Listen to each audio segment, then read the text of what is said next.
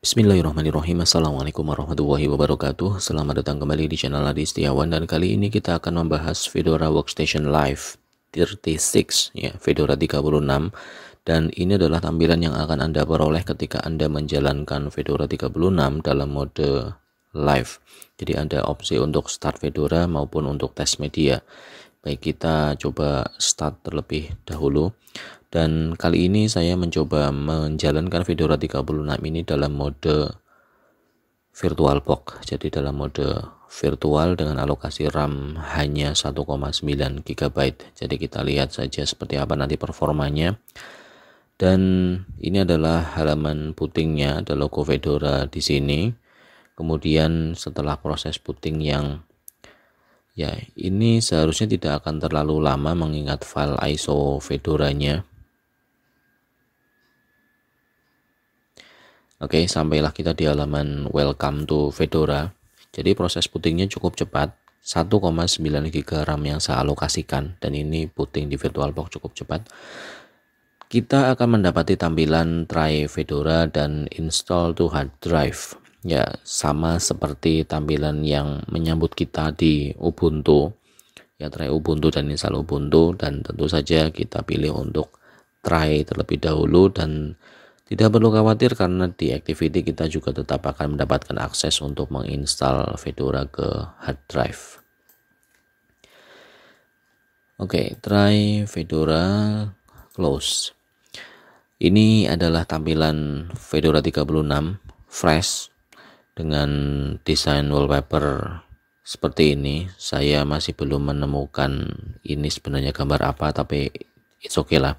Dan ini seperti layaknya flagshipnya Fedora dari masa ke masa menggunakan desktop environment GNOME, dan ini adalah GNOME yang terbaru. Di sebelah kiri kita bisa mendapatkan akses untuk activities, di tengah ya kalender dan notification, kemudian di sebelah kanan akses untuk jaringan, baterai, kemudian setting dan power off. Jadi untuk Anda yang baru pertama kali mengenal GNOME, lalu di mana start menunya, ya ini memang modenya full screen seperti ini. Aslinya seperti ini GNOME standar. Adapun GNOME yang digunakan oleh Ubuntu, ya itu memang stylenya keluarga Ubuntu, ada dock di sebelah kiri.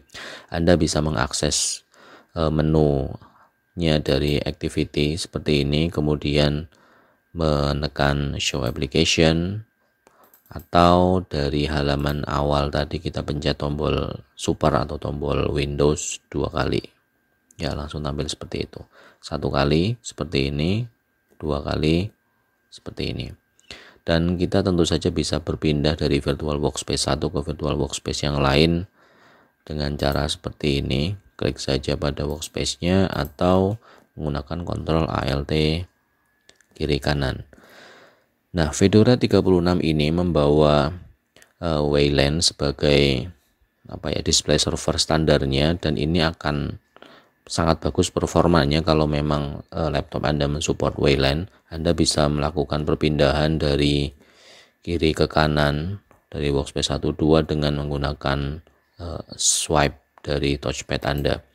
Ya, tentu saja ini tidak jalan by default di VirtualBox, tapi saya sudah sempat mencoba menginstal Fedora 36 ini di laptop saya, dan dengan menggunakan Wayland memang secara respon ini jauh lebih smooth. Bahkan saya sempat terpikirkan rasanya ini hampir sama seperti yang ada di MacBook dari sisi penggunaan mousepadnya untuk melakukan swipe perpindahan dari kiri kanan seperti ini. Oke, tapi tentu saja tidak bisa menyaingi produknya Apple ya. Ini hanya lebih ke arah mendekati, karena tentu saja ada harga ada rupa. Oke, seperti itu. Untuk aplikasi bawaannya, perlu saya sampaikan Fedora 36 ini hanya berukuran 1,9 GB file ISO-nya. Jika Anda mendownload dari website getfedora.org, file ISO-nya hanya 1,9 GB. Cukup kecil dibandingkan dengan Ubuntu yang ukuran file ISO-nya di atas 3 GB. Ini tentu saja secara ukuran jauh lebih kecil, tapi secara paket software sebenarnya tidak kalah. Ya, Justru malah ini membuat saya berpikir sebenarnya apa yang membuat Ubuntu sebegitu jauhnya secara file ISO dibandingkan dengan Fedora. Tapi tentu saja ini kan mesin di belakangnya beda. Fedora layaknya keluarga Red Hat menggunakan basis RPM, kemudian Ubuntu menggunakan basis Debian. Secara paket jelas tentu saja beda. Ya, secara engine-nya sudah beda, jadi secara file ISO juga agak sedikit berbeda. Tapi oke lah, ini tinggal selera Anda saja, Anda lebih suka Fedora atau Ubuntu.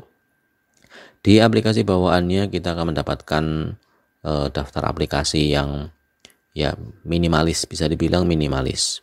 Tapi tentu saja fungsionalitasnya tetap ada karena ini adalah aplikasi yang memang flagship aplikasi dari desktop environment GNOME. Jadi ketika Anda menggunakan GNOME, ya aplikasi aslinya GNOME itu seperti ini. Yang paling kita notice ketika kita menjalankan start menu ini adalah ikonnya. Ini laptop yang sama yang saya gunakan untuk menguji coba Ubuntu. Dengan spek virtual box yang sama, saya alokasikan hanya 1,9 GB, sama-sama untuk menguji coba Ubuntu dan sama-sama untuk menguji coba Fedora. Tapi secara performa dan secara tampilan, ya sejauh ini saya sudah bisa menyampaikan di spek yang sama, di spek konfigurasi VirtualBox yang sama, Fedora lebih terasa lebih smooth. Apakah itu karena faktor ukurannya lebih kecil atau tidak, ya tentu ada banyak hal yang di belakang sana yang terjadi, tapi yang paling kelihatan di sini adalah ikonnya. Ini normal, tidak seperti ikon yang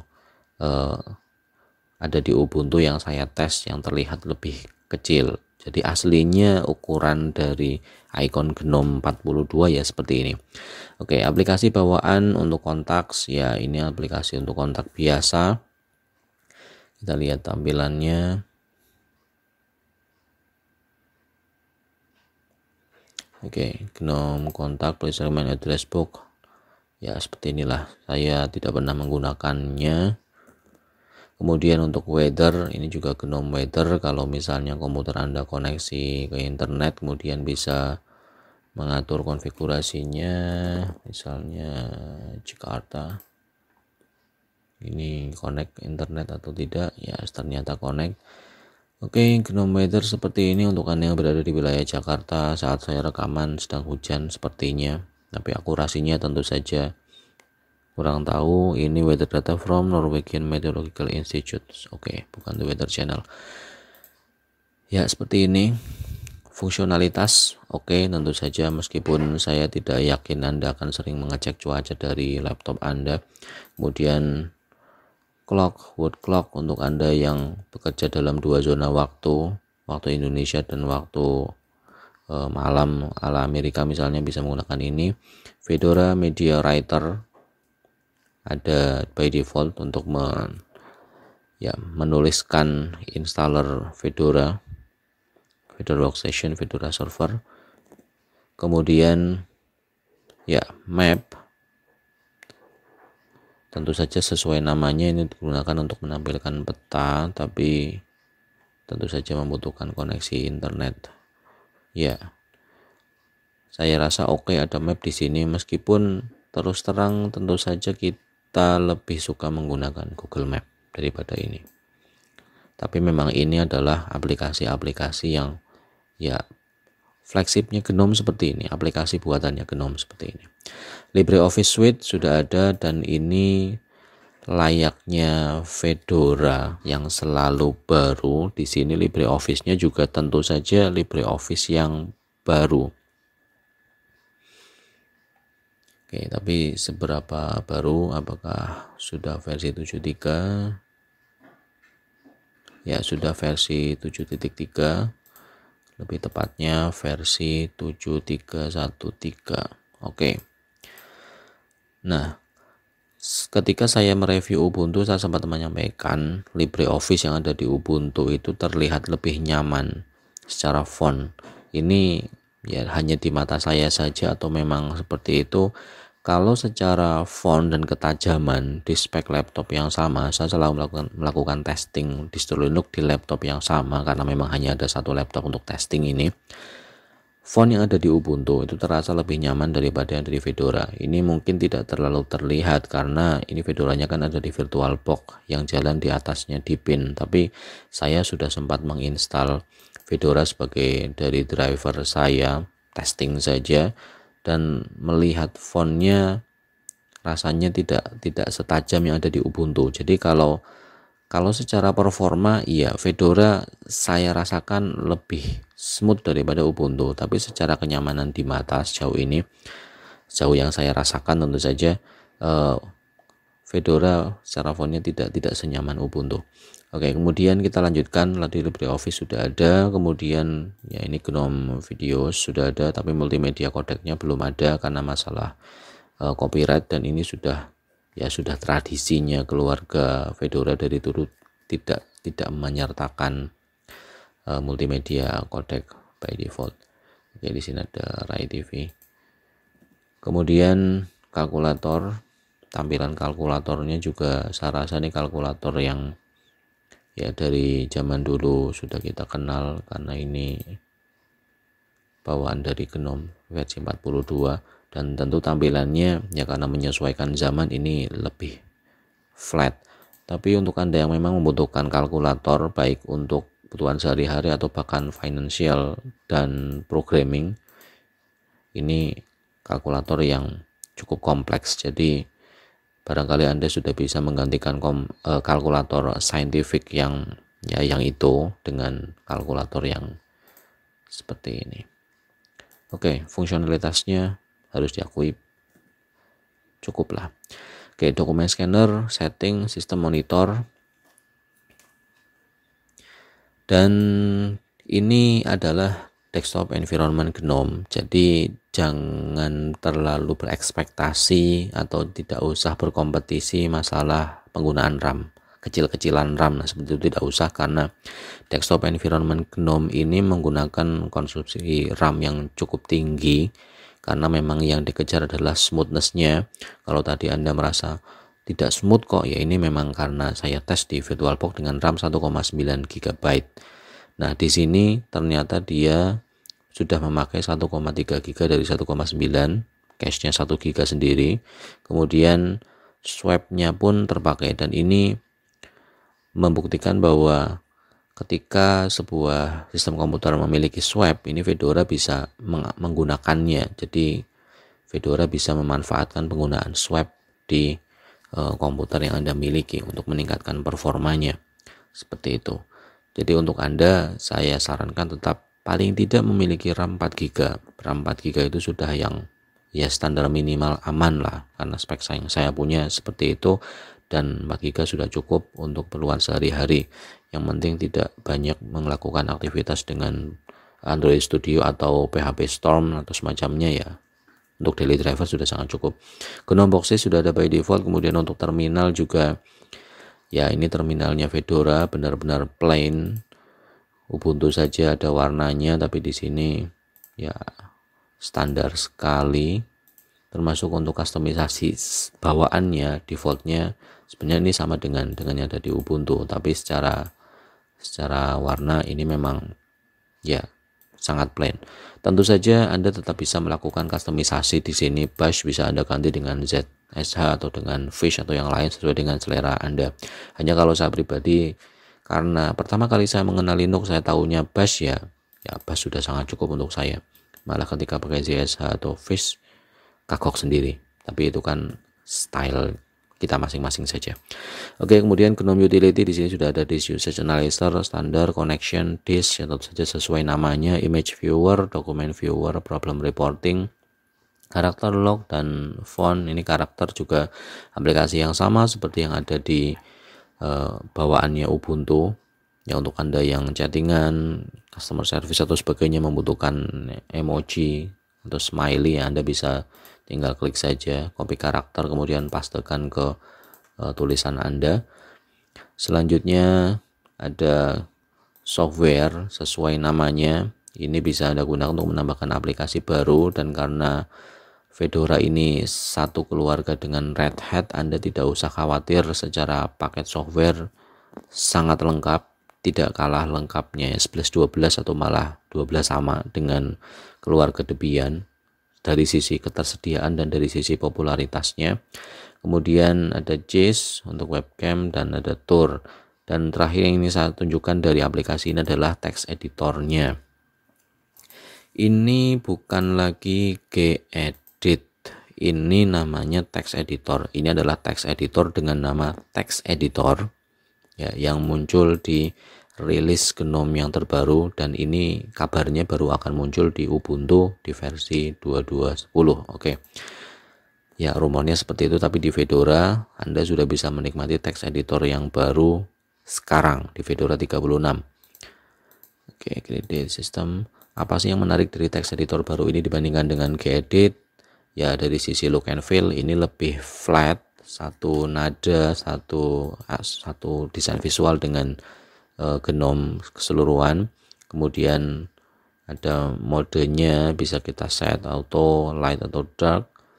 Lalu dari sisi preferences, nah ini yang saya suka.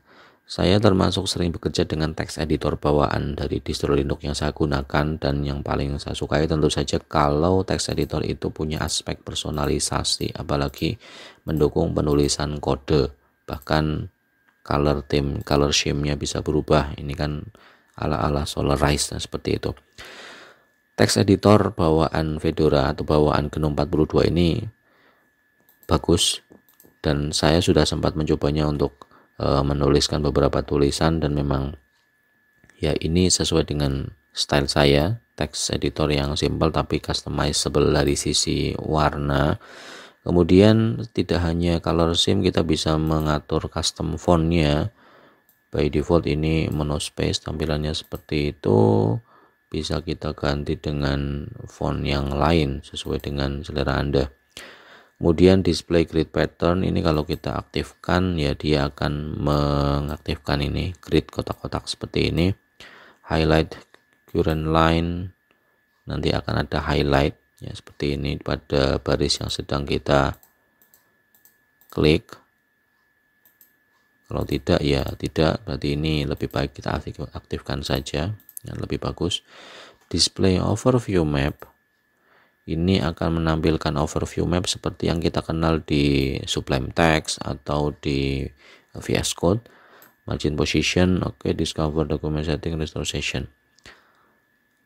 Oke, jadi ini dengan overview map tampil, display grid, highlight aktif, kita bisa menuliskan markdown. Ini adalah tulisan saya. Ini saya simpan dulu dengan format markdown test.md. Ya, heading H1 di highlight karena tadi highlightnya aktif, dan karena judul tulisannya warna kuning, ini adalah tulisan saya. Oke, testing 1, testing 2. Oke, seperti ini. Kita cek lagi preferensinya untuk color style yang lain. Oh, dia ikut, jadi tidak bisa kita lihat sambil di preview seperti itu, tidak masalah. Oke, ini akan cocok untuk Anda yang ya mungkin seorang blogger atau coder, programmer yang sering menuliskan kode dengan menggunakan text editor yang sesimpel mungkin. Ini bisa jadi andalan Anda. Color scheme-nya bagus. Kemudian kalau ingin menjalankan kode, misalnya Anda menuliskan kode pemrograman Python misalnya, ya tentu saja tidak bisa menjalankan programnya di sini, tidak bisa langsung run di sini. Anda tetap bisa menjalankannya lewat terminal, tapi bisa Anda jalankan dalam mode kiri kanan seperti ini. Oke, di mana terminalnya? Oke.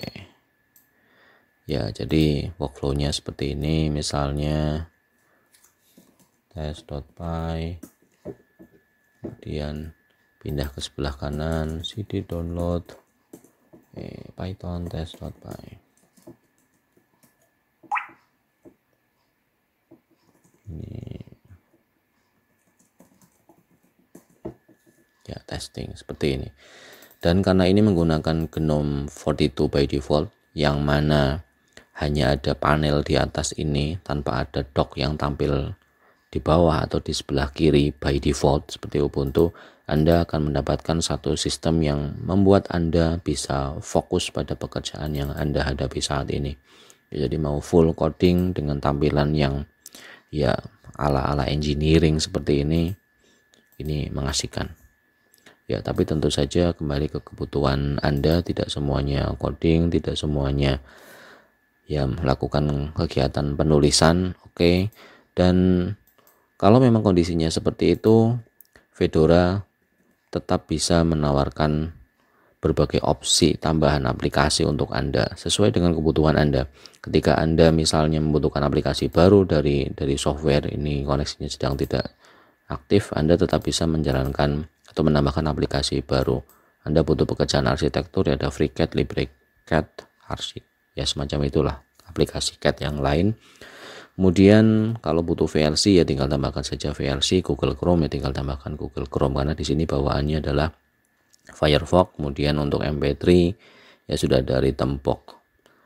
Oke, itu untuk aplikasi bawaannya. Minimalis iya, tapi fungsionalitasnya oke. Selanjutnya dari sisi personalisasinya, kita cek dulu klik kanan, change background.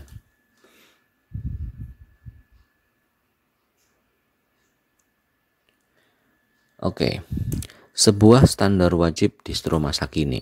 Saya bilang seperti itu. Tentu saja ada mode light dan mode dark, yang mana kalau saya lebih suka mode dark, lebih nyaman di mata walaupun siang hari seperti itu. Ya, Fedora juga memiliki fitur yang sama, light dan dark. Tapi ada yang menarik di sini. Ketika kita mengaktifkan suatu mode light atau dark, di sini wallpapernya akan ikut berubah. Jadi ketika light, di sini wallpapernya adalah wallpaper yang ya nuansa salju atau es seperti ini. Ketika saya ganti jadi dark, ya wallpapernya akan ikut berubah. Ya gambarnya sih sama, tapi ya backgroundnya dibuat berbeda, jadi nuansa dark atau lightnya lebih dapat. Ini sebuah hal yang ya perlu saya apresiasi, karena terkadang kan kita bisa mengatur light dan dark oke, tapi wallpapernya ya statis saja. Tapi di sini kita mendapatkan satu wallpaper, original wallpaper yang akan menyesuaikan dengan mode light atau dark yang kita aktifkan. Ya, dan ini stylenya GNOME 42 seperti ini. Jadi wallpapernya lebih kalem saya rasa dibandingkan dengan biasanya. Oke. Ya, termasuk ini wallpaper Legend, sudah dari dulu saya lihat. Sekarang juga ada versi darknya dan ini bagus. Oke, seperti itu. Meskipun kalau dibandingkan dengan Ubuntu tidak ada color scheme di sini yang bisa mengganti warna aksennya menjadi warna yang lain, saya kira tidak masalah. Ini tetap sebuah aspek personalisasi yang bisa tetap kita banggakan dalam kutip seperti itu. Seperti itu. Untuk yang lain normal-normal saja, dan paling di bagian about ini Fedora selalu menggunakan teknologi yang terbaru karena merupakan unit testing dari Red Hat Enterprise Linux. Jadi ya always new pasti. Di sini windowing sistemnya Wayland sudah aktif by default. Jadi akan sangat mendukung workflow Anda untuk yang sering menggunakan mousepad atau touchpad. Oke, hanya dengan RAM 1,8 ini sudah bisa jalan dan cukup smooth. Tapi tentu saja ini kan saya belum menjalankan aplikasi yang memang serius. Jadi ketika saya menginstal Fedora di laptop saya, itu juga pemakaian RAM-nya tetap di atas 2 GB. Jadi ini not recommended untuk Anda yang memiliki RAM hanya 2 GB, tetap minimal 4 GB. Oke, saya ganti dulu wallpapernya biar hawanya berubah. Kemudian sampai tahapan ini apakah Anda sudah tertarik dengan Fedora? Kalau memang iya, Anda bisa menginstalnya ke hard drive Anda dengan proses instalasi menggunakan installer Anaconda. Ya, saya sudah beberapa kali menuliskan atau membuat review video tentang proses instalasi di keluarga Red Hat menggunakan Anaconda. Ini model pendekatannya agak sedikit berbeda dengan instalasi yang ada di Ubuntu yang menggunakan Ubiquiti. Ya, di sini tampilannya tentu saja berbeda. Kita pilih bahasa Inggris saja supaya tulisan help ini tidak jadi tolong, nah seperti itu. Lihat agak aneh saja buat saya. Nah, kalau Ubiquiti prosesnya step by step langsung kelihatan di bagian bawah. Nah, di sini tampilannya full screen seperti ini. Tapi it's okay. Sudah ada beberapa pengaturan default, keyboard English ya, time date Asia Jakarta karena mungkin tadi sudah set Jakarta. Installation destination ya tinggal kita klik saja. Oke, kemudian storage configuration, hati-hati dengan automatic ya, kita coba yang custom saja. Nah, di sini kita bisa menggunakan standard partition atau BTRFS B3 file system. Kalau saya sih lebih suka yang standard partition. Oke, one point root dan sebagainya. Ya, ini untuk lebih lengkapnya Anda bisa mengecek video instalasi saya di review Fedora yang sebelumnya. Ini lebih ke arah preview saja. Proses instalasinya ya dibilang cukup cepat, lumayan, karena ini kan menggunakan file ISO yang ukurannya kecil, jadinya tetap tidak akan selama proses instalasi yang ada di Ubuntu yang memang ukurannya di atas 3 GB ya, seperti itu ya. Dan dengan ukuran 1,9 yang kecil seperti ini dan dengan menggunakan GNOME 42 yang terbaru, kalau kita head to head kan dengan Ubuntu, secara performa saya lebih menyukai ini ya. Fedora setelah saya install, Ubuntu juga pernah saya install di laptop saya, secara performa Fedora terasa lebih smooth daripada Ubuntu. Itu yang pertama. Tapi secara aspek visual, color themes dan kenyamanan font di mata dalam kondisi sama-sama default, Ubuntu lebih saya sukai. Itu yang kedua. Secara ekosistem, meskipun apt dan rpm ya, format deb dan format rpm, basis Debian dan basis Red Hat ini sama-sama populernya dari sisi dukungan aplikasi, misalnya Anda menginstal Visual Studio Code dan sebagainya, sama-sama ada. Tapi kalau secara tutorial lebih banyak yang kita temui kalau menggunakan varian atau keluarga Debian. Jadi secara tutorial Ubuntu akan jauh di atas Fedora, karena di Indonesia ya orang lebih tahu Ubuntu daripada Fedora. Jadi pilih yang mana tinggal ke selera Anda. Oke, semuanya kembali ke selera masing-masing. Untuk Anda yang menyukai desktop environment GNOME dengan tampilan seperti ini yang asli, Anda bisa saja mencoba Fedora. Tapi untuk Anda yang memang dari dulu suka dengan Ubuntu, Anda bisa mencoba Ubuntu. Baik, seperti itu saja review saya tentang Fedora Workstation 36. Ini adalah distro Linux yang perlu Anda coba. Saya kira Anda perlu mencoba Fedora karena memang sangat menarik. Oke, terima kasih atas perhatian yang diberikan. Saya akhiri video ini. Assalamualaikum warahmatullahi wabarakatuh.